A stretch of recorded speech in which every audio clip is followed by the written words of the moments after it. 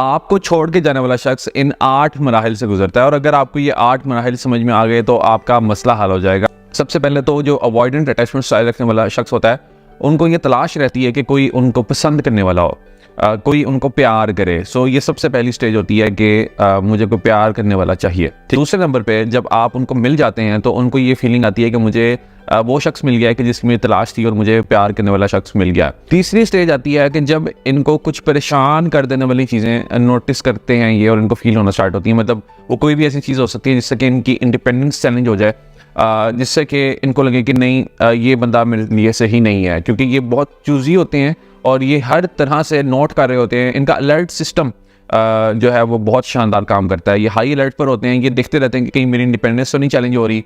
चौथे नंबर पे ये सोचना स्टार्ट करते हैं कि मैं इसको छोड़ दूं। अभी ये सोच रहे होते हैं और यहाँ तक ब्रेकअप नहीं होता।